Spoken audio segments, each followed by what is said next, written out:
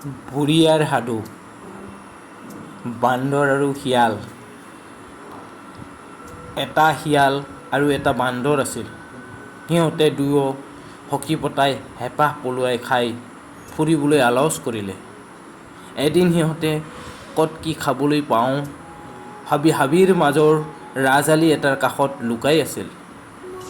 এনেতে সেই বাটেদি কটা চেৰেক মানুহে বিয়াৰ গাখীৰ, গুৰ, কল, কুঁহিয়াৰ ভাৰ বান্ধি লৈ যোৱা দেখিলে।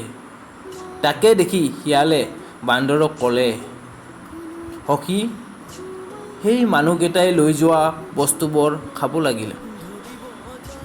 এতেকে এটা বুদ্ধি ওলোৱা যাওক।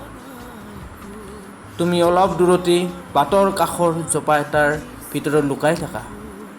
মই এইখিনিৰ পৰা জোপা এটাতেই লুকাই থাকোঁ। সিহঁতে যেতিয়া আহি আমাৰ ওচৰত পাবহি, মই মাতিম হোৱা আৰু তুমি মাতিবা খোৱা। দেখিবা সিহঁতে হঠাতে আমাৰ খোৱা হোৱা শুনিলে ভয় খাই বস্তু পেলাই লৰ মাৰিব। বান্দৰ আৰু শিয়ালে এই বুদ্ধি আলচি লুকাই থাকিল। মানুহকেইটাই আহি ওচৰত পালত হোৱা আৰু খোৱা পৰিলত বাঘ কি ভালুক আহিছে বুলি মানুহকেইটাই ভয় খাই ভাৰখৰ তাতেই পেলাই এৰি থৈ ফিৰাই লৰ মাৰিল। মানুহকেইটাই পিয়াপি দি লৰ মৰা দেখি শিয়াল আৰু বান্দৰে ৰঙত দেওদপাল পাৰি ভাৰৰ বস্তুবোৰ লৈ গৈ হাবিত সুমুৱালে। বান্দৰে শিয়ালক ক'লে, সখি, আমি বস্তুবোৰ ইয়াতে খাবলৈ বহিলে যদি সেই মানুহকেইটাই সিহঁতৰ বস্তু বিচাৰি উভতি আহে, তেন্তে আমাক ইয়াতে পালে মাৰি আধ্যা কৰি বস্তুবোৰ কাঢ়ি লৈ গুচি যাব। এতেকে এটা কাম কৰা যাওক। মই বস্তুবোৰ লৈ এই ওখ গছজোপাৰ ওপৰত উঠো আৰু তুমি তলত থাকা। তুমিতো আৰু গছত উঠিব নাজানা। ওপৰত মোৰ ভাগ বস্তু মই খাম আৰু তোমাৰ ভাগৰ বস্তুবোৰ মই এটা এটাকৈ তললৈ পেলাই দি থাকিম। এতেকে তুমি মোৰ বস্তুবোৰ দাঙি দিয়া, মই ওপৰলৈ তুলি নিওঁ। এই কথাত শিয়াল মান্তি হৈ বস্তুবোৰ দাঙি বান্দৰক দিবলৈ ধৰিলে আৰু বান্দৰে তুলি নি গছৰ ফেৰেঙনিত থবলৈ ধৰিলে। সকলো বস্তু ঠান ঠিত লগাই থৈ অতাই বান্দৰে গছৰ ডালত বহি মহাসুখে নিশ্চিন্ত মনেৰে হেপাহ পলুৱাই খাবলৈ লাগিল। শিয়ালে গছৰ তলৰ পৰা মাত লগালে, সখি,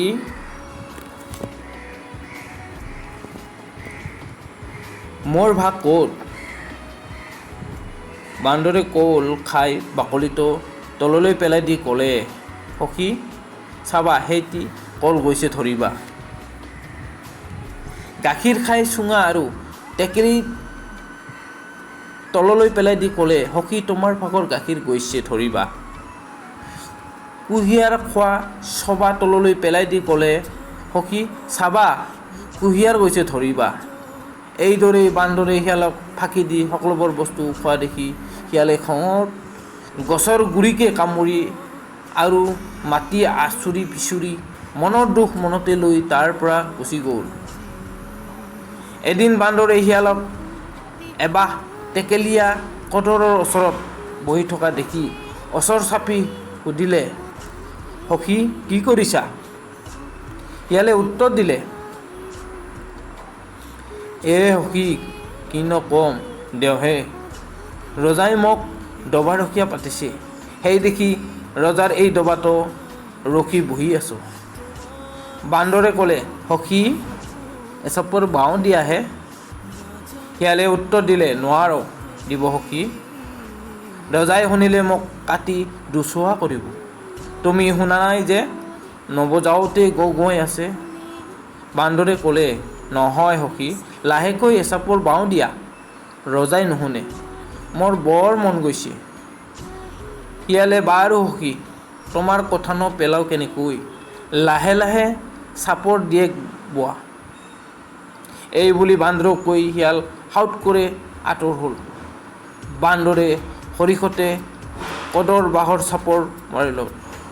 কৰ্তব্যৰ টেকেলীয়া কদৰে তাৰ হাতে ভৰিয়ে গায়ে মুখে উবৰি খাই পৰি কামুৰিবলৈ ধৰিলে আৰু বান্দৰৰ মুখ উখহি দন যেন হ'ল।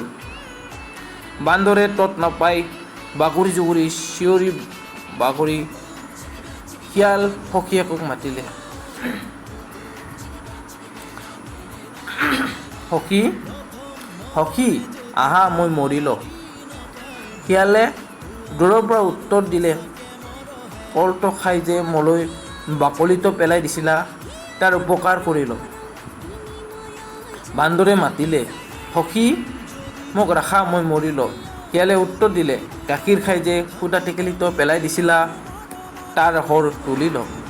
বান্দৰে মাতিলে, সখী আহা ঐ মই মৰিল।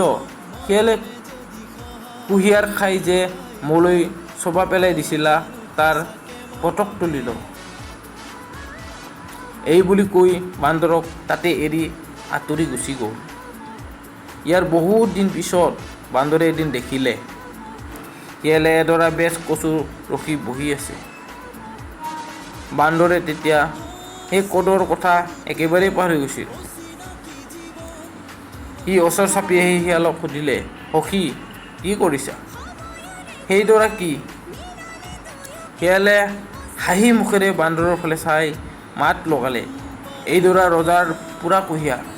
মোক ৰজাঘৰৰ পৰা ৰখীয়া পাতিছে, দেখি ৰখি আছো। কিনো কৰিম দেওহে ৰজাৰ হুকুম। কুঁহিয়াৰৰ নাম শুনি বান্দৰৰ মুখৰ পানী ওলাল। বান্দৰে ক'লে, মোক সৰু ছাই এডালি খাবলৈ দিবানে? শিয়ালে উত্তৰ দিলে, আওঁ তুমিনো কি কোৱাহে?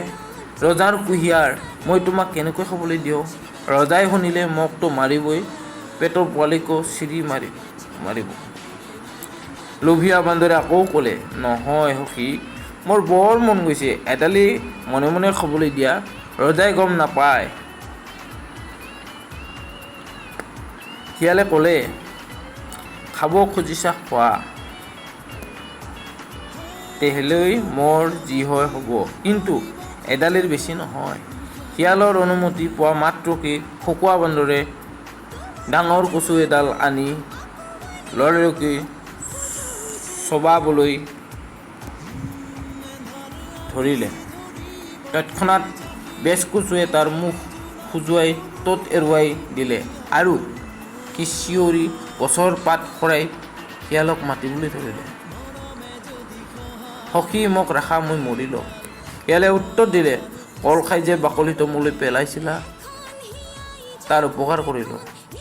বান্দৰে মাতিলে, সখী মৰিল। শিয়ালে উত্তৰ দিলে, কুঁহিয়াৰ খাই মোলৈ চোবা পেলাই দিয়া হৰ তুলিল। বান্দৰে মাতিলে, সখী মোক ৰক্ষা কৰা, মৰিল। শিয়ালে গুৰ খাই টেকেলিটো মোলৈ পেলাই দিয়া পটক তুলিল বুলি তাৰ পৰা গুচি গ'ল। এই ঘটনাৰ অনেক দিনৰ পিছত এদিন বান্দৰে ফুৰি চাকি ফুৰোতে দেখিলে যে শিয়ালটো এটা পুৰণি পাটনাদৰ ওচৰত বহি আছে। পাটনাদৰ মুখখন মকৰা জালে ঢাকি থৈছিল। বান্দৰে আগত দুবাৰৰ কথা একেবাৰে পাহৰি গৈ শিয়ালক সুধিলে, সখী কি কৰিছা? শিয়ালে, সখী কিনো ক'বা, ৰজাৰ ঘৰৰ এটা বিষয় মোৰ গাত সদায় লাগিয়েই আছে। ৰজাৰ এখন কুঁৱৰীৰ যৌতুকত পোৱা ডলাৰ মোক ৰখি আছো। বান্দৰে ক'লে, ৰজাৰ ডলাত উঠিবলৈ বৰ সুখ নহয়নে সখী? এনেকুৱা এবাৰ মই উঠি চাওঁ দিয়াচোন। শিয়ালে ক'লে, নোৱাৰ দিব দেওহে। ৰজাই কেনেবাকৈ ডলাত কোনোবা উঠাৰ চিন পালে মোক আজৰি কৰিব। বান্দৰ, কি চিন পাবহে? লাহেকৈ উঠি নামি যাম। দিয়া মোৰ সখী, এবাৰ উঠি চাবলৈ দিয়া। যদি নেৰা উঠিব খুজিছা তেন্তে কোনেও মৰিল দেশতেই মৰিল, ধন্যবাদ, বেগতে উঠা বুলি শিয়ালে ক'লে। বান্দৰে